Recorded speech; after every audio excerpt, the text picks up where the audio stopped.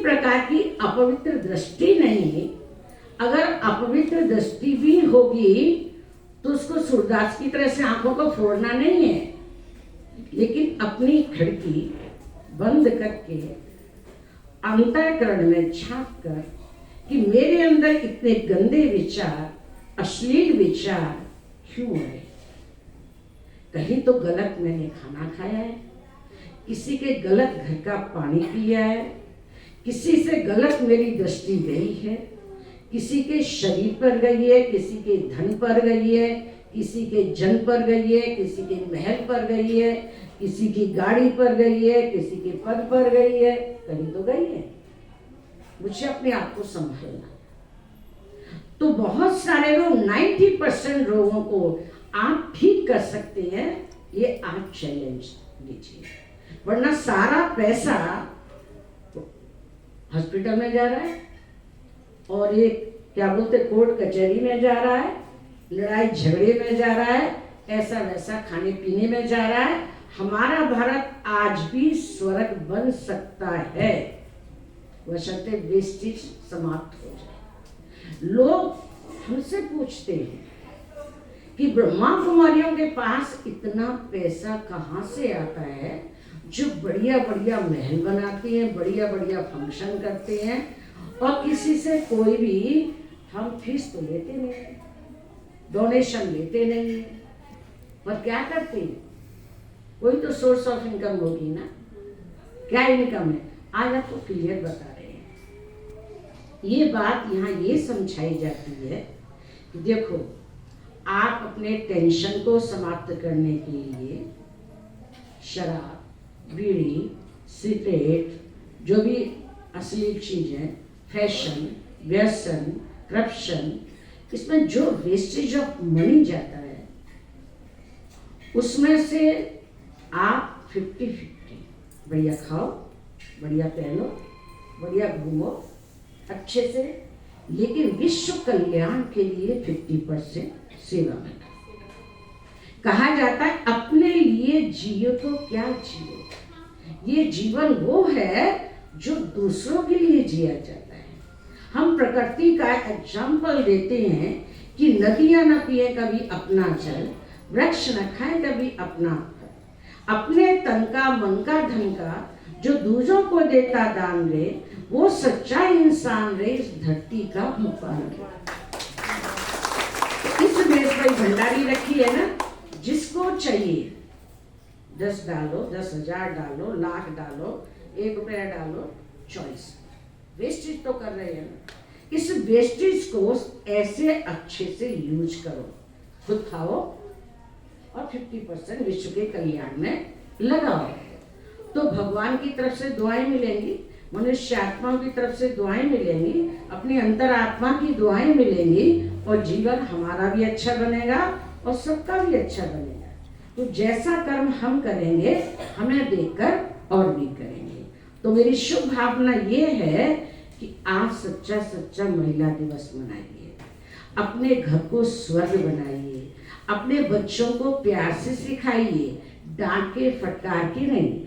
और सबसे बड़ी गलती कौन सी कर रही है, मैं एक टाइटल देना चाहती हूँ, गलत रूप से नहीं, पॉजिटिव वे से, कि महाभारत में तो धृतराष्ट्र अंधा था ही, और गंधारी ने जानबूझ के पट्टी बांधी कि अगर तुम अंधे हो तो मेरी आंखें खुले रहने से कोई फायदा नहीं है। तो यहाँ के धृतराष्ट्र कौन है? माता पिता, सब नहीं, पर हिसाब से कह रही हूँ, सबका नंबर किस में आएगा कि पैदा होते ही 4 मास का 6 मास का बच्चा होता है और मोबाइल देते, बेटा खेल खेल, बेटा खेल, मुझे काम करने दो। जब मोबाइल नहीं था तब खिलौने नहीं थे क्या? नहीं बने थे संसार में, मोबाइल ये खिलौना है। तो बचपन से एक तो आंखें खराब हो रही हैं और दूसरी बात उनके संस्कार खराब हो रहे हैं। आपसे अच्छा मोबाइल आपके बच्चे चला लेते, छोटे छोटे बच्चे, वो आंखें खराब कर रहे हैं, उनके संस्कार खराब कर रहे हैं, और फिर अपने बच्चों को दोष दे रहे, भगवान को दोष दे रहे। पैदा ही ऐसा हुआ, पैदा हुआ तो आपने सिखाया भी तो गलत संस्कार ना।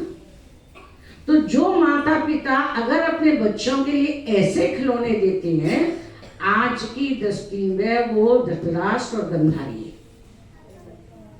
तो ये टाइटल आप सबको ना मिले, लेना चाहते हैं कोई? हाथ खड़ा करो। नहीं तो कसम खा लो। अपने छोटे छोटे जब तक बच्चों को आपने जो लक्ष्य दिया है, तुम्हें एमबीए करना है, तुम्हें कलेक्टर बनना है, तुम्हें डायरेक्टर बनना है, जब तक इस पोस्ट पे ना आ जाओ तब तक हम तुम्हें मोबाइल नहीं देंगे। अब आपके बहन जी कुछ बच्चों के साथ ऐसा वैसा हो जाए तो मोबाइल तो देना चाहिए, देना चाहिए। तो उनको मोबाइल कौन सा देना चाहिए?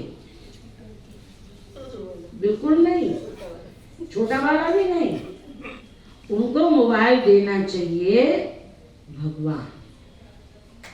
जब बच्चे, आपने सुना होगा विवेकानंद के जो गुरु थे रामकृष्ण परमहंस, उनकी माँ भी बहुत गरीब थी। कैसे परेशान हो गए, जैसे मोदी जी की माँ गरीब है ना, इस बच्चे को कितना अच्छा दिया मोबाइल उन्होंने कि तुम्हें ऐसा बनना है। तो रामकृष्ण परमहंस को जब पढ़ाने के लिए स्कूल ले जाती थी, उसका टाइम जाता था, परेशान हो जाती थी, तो उसके घर में श्री कृष्ण का चित्र था। और श्री कृष्ण के चित्र को देखकर वो बेटा कहता है, मम्मा ये कौन है? बेटा ये तेरा बड़ा भैया है, ये तेरा बड़ा भैया है। जब तुम्हें डर लगा करे, तुम रास्ते में जाते हो आते हो, जब डर लगा करे तो पुकार लिया करो, भैया भैया आ जाओ, मुझे डर लग रहा है। तो भैया तुम्हारे सामने आ जाएगा और तुम्हारा साथ निभाएगा। ये पाठ पक्का कराया। तो इस पाठ को पक्का करते करते उन्होंने बराबर अच्छे से पढ़ाई की। एक दिन क्या हुआ कि विशेष दिन था, जबकि मास्टर जी ने सारे स्कूल के बच्चों से एक एक लोटा दूध मंगवाया खीर बनाने के लिए। तो अब वो तो बहुत गरीब था, वो कहाँ से लेके आता एक एक लोटा? तो बाहर गेट के आगे खड़ा खड़ा रो रहा था और रो रहा था। फिर उसको अपने भैया की याद आ गई, भैया भैया मेरे लिए एक लोटा दूध लेके आ जाओ। तो दूध ले आया छोटी सी लुटिया में और उसको पकड़ा दिया। जब लुटिया लेकर के वो स्कूल में गया तो मास्टर जी ने डांट लगाई, शर्म नहीं आती है, सिर्फ छोटी सी लुटिया तुम लेके आए हो कि मेरे भैया ने लुटिया दी है। वो लुटिया बाल्टी में डाली, फिर लुटिया भर गई, फिर डाली बाल्टी में, फिर लुटिया भर गई। फिर मास्टर जी नाराज हो गए कि जादू की लुटिया कहाँ से लेके आए हो? कि मेरे भैया ने दी है। कौन है तेरा भैया? मैं तब तक छुट्टी नहीं दूंगा जब तक भैया मुझे नजर नहीं आएगा। तो इसी बात को दिखाने के लिए वो रोने लगा कि भैया मुझे तो आप दिखाई दे रहे हो, मेरे मास्टर जी को क्यों नहीं दिखाई दे रहे हो?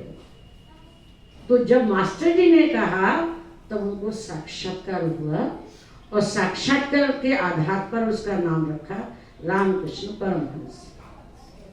तो भगवान से बढ़कर के कोई साथी, कोई रक्षक हो सकता है? जिसका साथी है भगवान, तो क्या करेगी आंधी और तूफान।